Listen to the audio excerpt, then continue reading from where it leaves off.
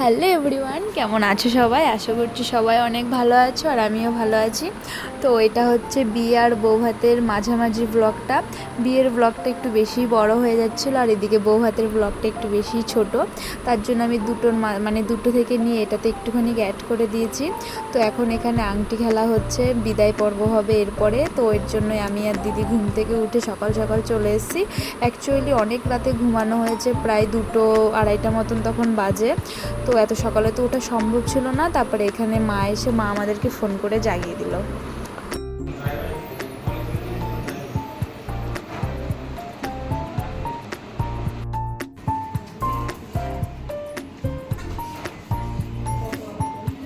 থাক থাক, রিয়েল ভয়েসটা তোমাদের আর বেশি শুনতে হবে না, তার কারণ এরপর শুনতে গেলে তোমাদেরও হয়তো কান্না পেয়ে যাবে আর আমারও পেয়ে যাবে।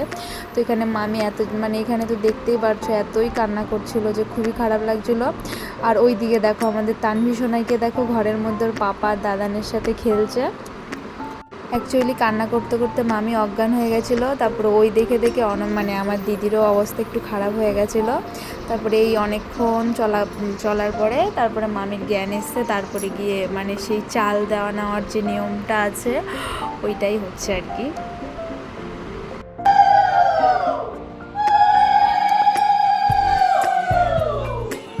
আর আজকে হচ্ছে বৌভাত, ওদিকে বিদায় পর্ব আর বেশি তুললাম না, আসলেও এতটাই কান্নাকাটি করছিল আমাদেরকে ধরে ধরে, তো খুব কান্না পেয়ে যাচ্ছিলো। তো ভিডিও করার মতন অবস্থায় আর ছিলাম না। তো দেখো আজকেও আমি সেজে নিয়েছি, ওদিকে দিদিরও সাজ প্রায় কমপ্লিট। আর এদিকে তানভি সোনাইকেও সাজানোর চেষ্টা করা হচ্ছে। আর এই যে আমার দিদির মেয়ে, সবাই মিলে এখন একসাথে যাব। চলো তোকে দেখা যাচ্ছে না, দাঁড়া। হ্যাঁ দাঁড়া দাঁড়া, দাঁড়া না, ভালো করে মার। ওকে ওকে ওকে, ওদের শ্রাবণী, আমরা চলে এসেছি বান্ধবীর বাড়ি। এই অন্ধকার লাগছে, দাঁড়া এদিকে দাঁড়া, এদিকে দাঁড়া, এদিকে শুনে শুনে শুনে এদিকে। আমরা চলে এসেছি বান্ধবীর বাড়ি।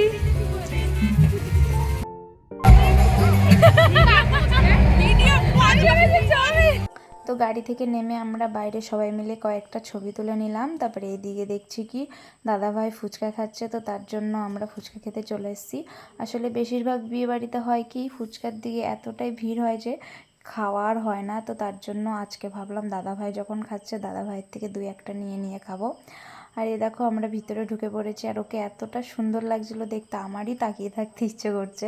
তো এদিকে আর এটা হচ্ছে আমাদের গ্রুপের আরও 2জন নেই, একজনের বাবার শরীর ভালো না আর একজন নিজেরই শরীর ভালো না।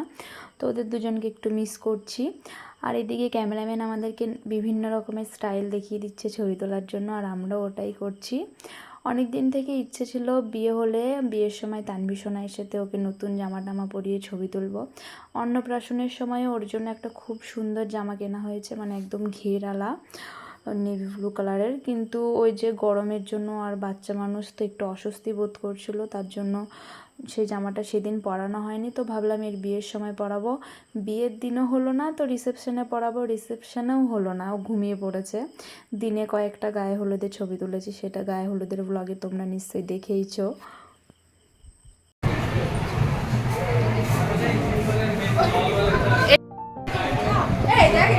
ঘুমানোর জন্য এসছে। আমরা কাকিমা বৌমা সব কথা একই বিবেকানন্দ স্যার। ও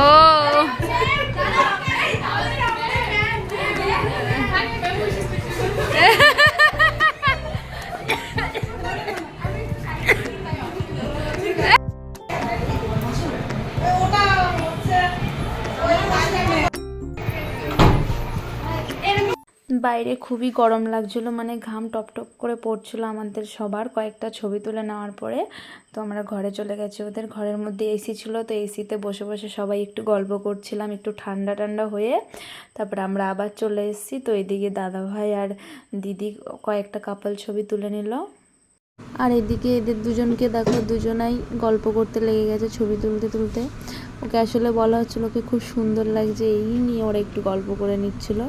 তো এখন দিদি নেমে গেছে, এবার পরপর আমরা আবার যাব ছবি তুলতে। তো তার আগে একটু দাদাকে খুঁজছি, দাদার সাথে কয়েকটা ছবি তুলবেও। আর এই যে হচ্ছে দাদা, এটা আমার মামার মেয়ে, আর এটা হচ্ছে আমার মামার ছেলে, এরা 2 ভাই বোন। তো আমার দাদা আর এই যে এরা হচ্ছে কি আমার পাড়ার দাদারা, তো সবার সাথে গ্রুপে গ্রুপে একটু ছবি তুলে নিচ্ছে আর আমিও তোমাদের সাথে একটু আলাপ করিয়ে দিচ্ছি। এখানে গোলাপি শাড়িটা হচ্ছে আমার বড় মাসি আর নীল শাড়িটা হচ্ছে আমার মেজো মাসি জলপাইগুড়ির। আর এখানে এই যে আমরা আবার গ্রুপ, আর ওইদিকে গোলাপি শাড়িটা হচ্ছে গিয়ে আমার বড় মাসির মেয়ে, আর এটা তো হচ্ছে আমার দাদা ভাই। আর ওদিকে পাঞ্জাবি পরা ওটা হচ্ছে আমার বড় মামার জামাই, মানে আমার জামাইবাবু।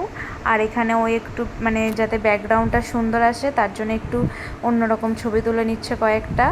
আর এখানে হচ্ছে আমার তালই মশাই আর আমার মাইমা, আর ওইটা হচ্ছে আমার নতুন মাইমা গোলাপি শাড়িটা।